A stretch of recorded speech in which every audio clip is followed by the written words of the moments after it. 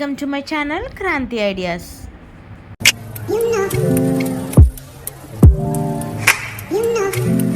Today's recipe green dosa. Green dosa అంటే పెసరట్టు అనుకుంటున్నారా? అనుకుంటే కనుక మీది ఖచ్చితంగా పొరపాటే. ఈ రెసిపీ చాలా సింపుల్గా ఎలా చేయాలో ఈ వీడియోలో చూసేద్దాం. మీరు మాత్రం మన వీడియోని ఎక్కడ స్కిప్ చేయకుండా పూర్తిగా చూసేయండి. అంతకన్నా ముందు మన ఛానల్ని మీరు ఫస్ట్ టైం కనుక మీరు వాచ్ చేస్తుంటే please subscribe my channel and hit the bell icon. ఈ రెసిపీ పిల్లల నుంచి పెద్దల వరకు ఎవరైనా ఇష్టంగా తింటారు. ఒక్కసారి మీరు ట్రై చేస్తే మళ్ళీ మళ్ళీ ఖచ్చితంగా చేసుకోవాల్సిందే. అంత టేస్టీగా ఉంటుంది ఈ రెసిపీ, అలాగే చాలా హెల్దీ. ఇక లేట్ చేయకుండా మన వీడియోలోకి అయితే ఎంటర్ అయిపోదాం. ఈ రెసిపీలో మనం యూస్ చేసే మెయిన్ ఇంగ్రీడియంట్ ఏంటంటే ఇదేనండి. ఇది బీరకాయ పైన లేయర్ ఉంటుంది కదండి బీరకాయకి, ఆ లేయర్ మనం పీలౌట్ చేసేసి పాడేస్తాం కదా, అలా పాడేయకుండా ఆ పీలౌట్ చేసిన ఈ లేయర్ని మనమైతే ఈ దోశలకి యూజ్ చేస్తాం. దీన్ని బాగా క్లీన్ చేసుకోవాలండి. ఒక 2-3 టైమ్స్ అయితే బాగా వాష్ చేసుకోండి. వాష్ చేసుకుని దీన్ని నైట్ అంతా సరే నానబెట్టాలండి. మ్యాక్సిమం నైట్ అంతా నానబెట్టడానికి ట్రై చేయండి. ఒక 4-5 అవర్స్ అయితే మినిమం సరిపోతుంది.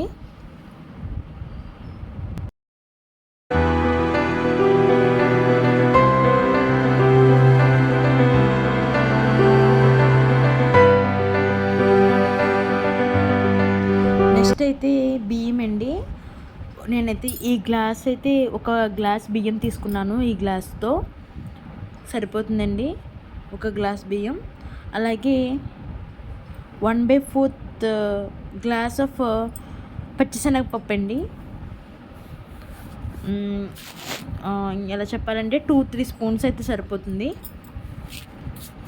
అలాగే ఈ రెండింటిని బాగా వాష్ చేసుకుని నైట్ అంతా నానబెట్టండి.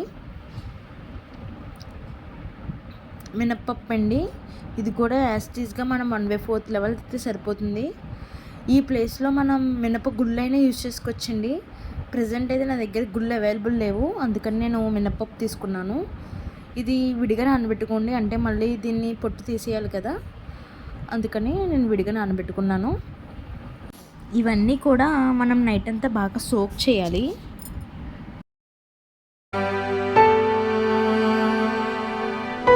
చూసారా ఎంత బాగా నానినాయో? ఇలా అయితే సరిపోతుందండి. అన్నీ కూడా ఒకసారి వాష్ చేసి తీసేసుకోండి యాస్టీస్గా.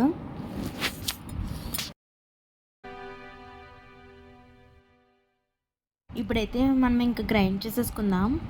ఫస్ట్ అయితే ఈ లేయర్స్ కొంచెం వేసుకోండి, బీరకాయ లేయర్స్.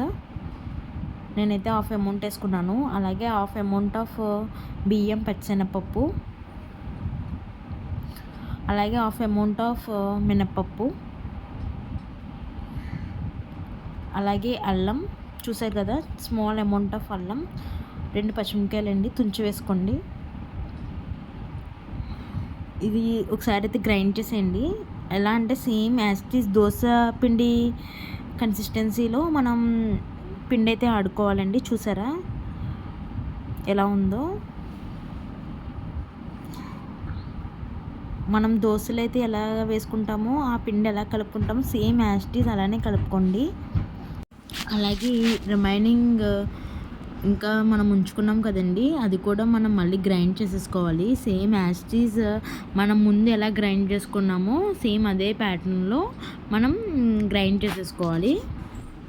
ఈ రెసిపీ మీరు ఇంట్లో ప్రిపేర్ చేస్తే ఖచ్చితంగా ఇంట్లో ఎవరికి చెప్పకండి ఇది ఎలా ప్రిపేర్ చేస్తున్నారు, దీంట్లో ఏం యూజ్ చేస్తున్నారు అనేది. ఎందుకంటే చాలామంది ఇష్టపడరు కదండి ఇలా చేయడం. సో మీరు ఒకసారి ట్రై చేసి వాళ్ళకి పెట్టండి. మీరు ఒకసారి టేస్ట్ చూసి వన్స్ వాళ్ళు ఒకటి తిన్నాక ఖచ్చితంగా ఇంకొకటి వేసుకోవాల్సిందే, అంత టేస్టీగా ఉంటుంది. ఇదైతే నేను ఖచ్చితంగా చెప్తాను.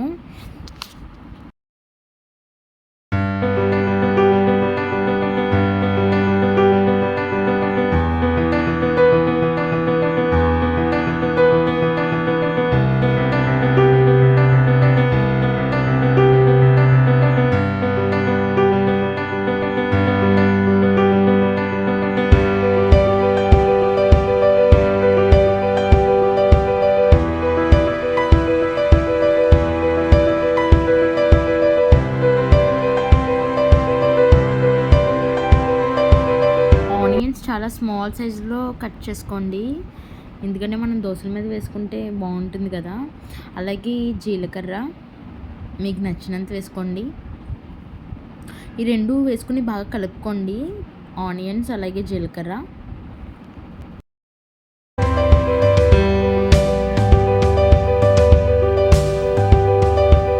మనం రెడీ చేసుకున్న ఈ దోశ పిండి ఉంది కదండి, ఇది ఒక 15 మినిట్స్ అయితే బాగా నాననివ్వాలండి. సో దాన్ని అలా వదిలేయండి, ప్లేట్ పెట్టేసి సైడ్కి అలా ఉంచేయండి.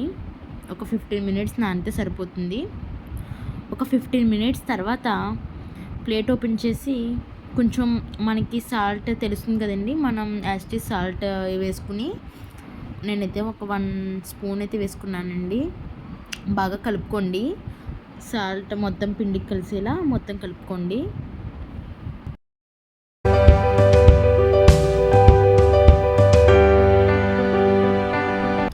ఇప్పుడు స్టవ్ ఆన్ చేసుకుని దోశల పెనం పెట్టుకుని కొన్ని నీళ్ళు చిమ్మండి.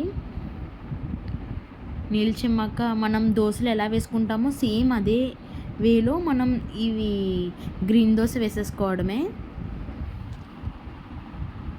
ఈ దోశ వేసుకున్నాక లైట్గా ఆనియన్స్ అలాగే జీలకర్ర కలుపుకుని మనం పెట్టుకున్నాం కదండి, అది వేసేసుకోండి. ఆనియన్స్ అలాగే జీలకర్ర మీ ఇష్టం అండి, చాలామంది క్యారెట్ కూడా వేసుకుంటారు, మీ ఇష్టం, ఇంట్రెస్ట్ ఉంటే వేసుకోవచ్చు. అలాగే ఆనియన్ జీలకర్ర వేసేసాక నేనైతే దీనికి నెయ్యి యూస్ చేస్తున్నానండి, మీ ఇష్టం, ఆయిల్ అని యూస్ చేయొచ్చు. నెయ్యి యూస్ చేస్తే టేస్ట్ బాగుంటుంది కదా అని నేను నెయ్యి యూస్ చేశాను.